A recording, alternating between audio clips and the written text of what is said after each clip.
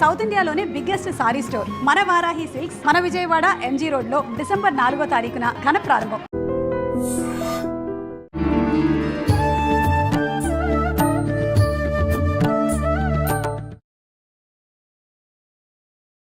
నమస్కారం, welcome to I dream. ధర్మ మార్గం విత్ విజిత కార్యక్రమానికి స్వాగతం.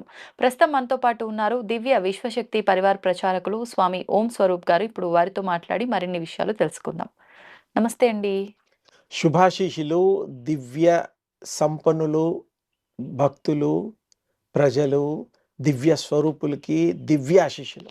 ఆత్మ విషయానికి వస్తే, ఆత్మ మామూలుగా అంటే చనిపోయిన తర్వాతే శరీరాన్ని విడుస్తుంది అని చెప్పి అందరం విశ్వసిస్తూ ఉంటాం. కానీ బ్రతికుండంగా కూడా ఆత్మ ఒక శరీరం నుంచి ఇంకొక శరీరంలోకి ప్రయాణం చేయవచ్చా? చేయడానికి అవకాశాలు ఉన్నాయి. ఇప్పుడు ప్రస్తుతం ఈ కలియుగంలో చేయడానికి అవకాశాలు తక్కువ. ఎందుకంటే ఎవరు కూడాను సరి అయిన పద్ధతుల్లో ధ్యానము, సాధన, పూజా విధానాలు ఇవేవి ప్రవర్తన ఏమీ లేవు. అందుకని అంటే కొంచెం వెనక్కి కనుక వెళితే శంకర భగవత్పాదుల వారి టైంలో, తర్వాత విక్రమార్కుల వారి టైంలో, ఇంకా కొంచెం వెళితే అలా ఉన్నది. దానికి సాధన, ఆత్మ సాక్షాత్కారం పొందడము, ఆ కార్యక్రమాలు అప్పట్లో ఎక్కువగా చేసేవారు.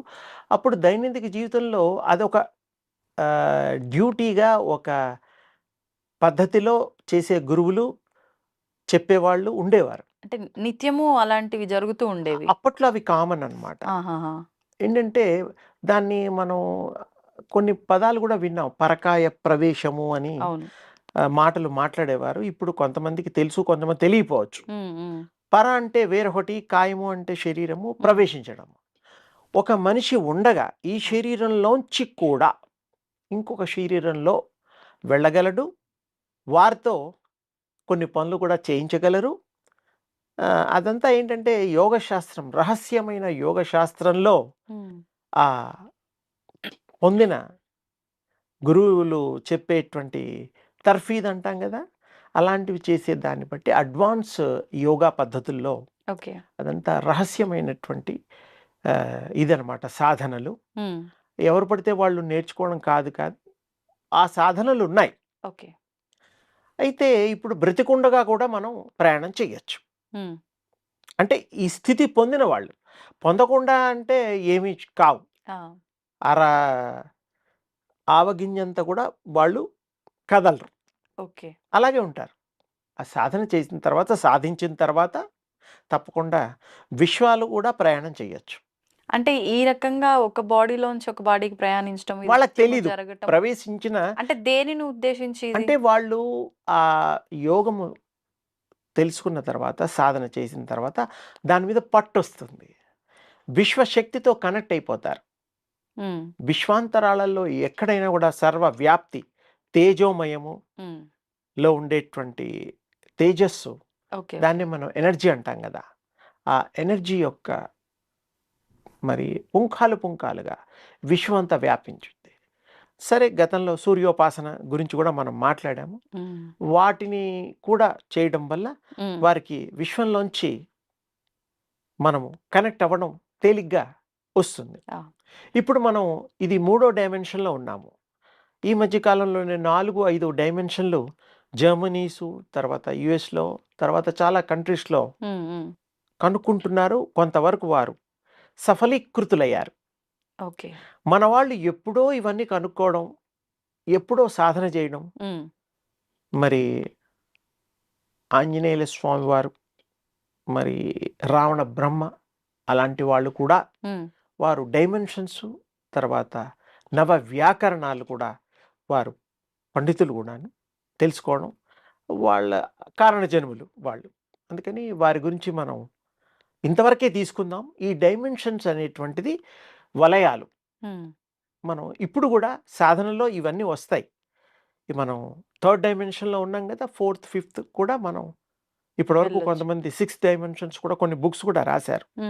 అది వాళ్ళ అనుభవాలు అందరికీ చూపించడానికి తేలికగా ఉండదు. ఏదైనా ఫోటో ఉంటే చూపించవచ్చు.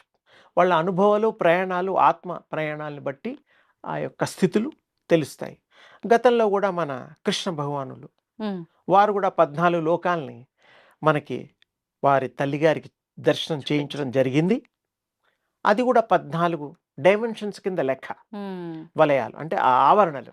ఓకే. ఓకే. అలాగే ఇంకా తపస్సు చేసిన వాళ్ళు మరి ఇంకా పైకి గనక వెళ్ళగలిగితే సాధనతో తేజోలోకాలున్నాయి, బ్రహ్మలోకాలున్నాయి, కృష్ణలోకాలున్నాయి, శివలోకాలున్నాయి, గణపతి స్వాముల లోకాలున్నాయి. హ్మ్. ఇలా చాలా ఉన్నాయి.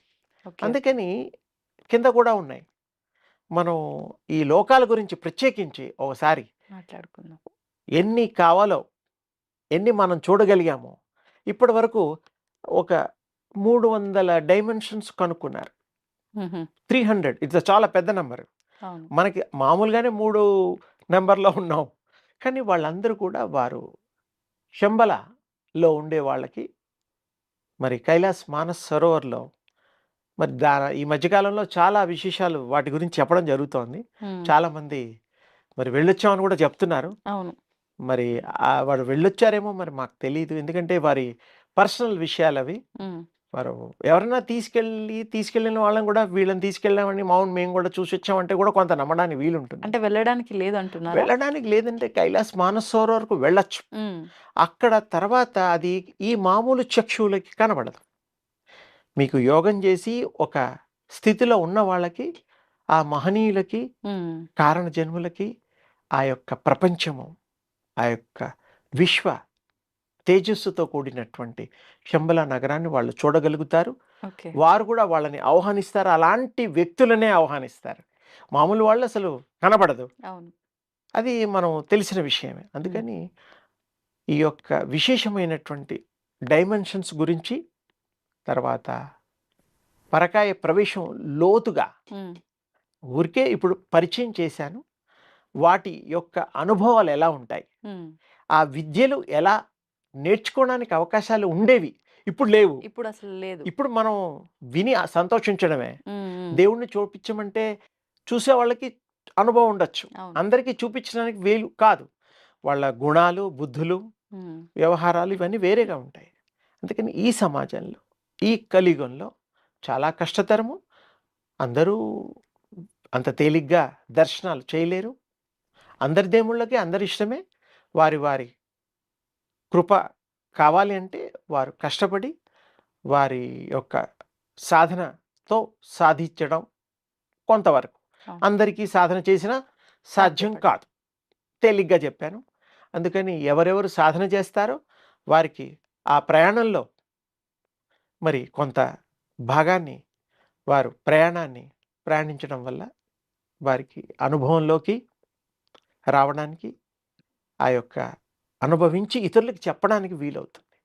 ఇవన్నీ కూడాను మామూలు విషయాలులా ఉండవు. ఇవి నమ్మరు ఇప్పుడు. నమ్మరు. ఈ కలియుగంలో ఇలాంటి వాటికి నమ్మేవాళ్ళు ఉన్నారు. లేరని కాదు. హ్మ్. ఎక్కువ మందికి వీటి మీద దృష్టి పెట్టడానికి కూడా సమయం లేదు. అవును. మంచి విషయాలు వినడానికి అనుభవ యోగ్యమైనటువంటి శ్రవణానందాన్ని కూడా వాళ్ళు పొందలేరు. భగవంతుడి మాటలు వినడమే తక్కువ. అవును. ఉన్నాయంటే నువ్వు చూపిస్తావా? నువ్వు చూసావా? అని అడుగుతారు. అవును. నాయనా ఇలా చేసుకుంటే చూడొచ్చు అంటే ఇక వాళ్ళు ఈజీగా తీసుకుంటారు. కానీ ప్రయాసపడరు, హ్మ్. ప్రయత్నం కూడా చేయరు. అలాంటి వాళ్ళకి భగవంతుడు కనపడరు, మంచి అలవాట్లు జరగవు, సత్సాంగత్యం కూడా దొరకదు. ఇది కలియుగంలో మరి దీన్ని దృష్టిలో పెట్టుకోవాలి. అందుకని ఇవన్నీ దృష్టిలో పెట్టుకొని మనం సాధన చేస్తే తప్పకుండా సాధించొచ్చు.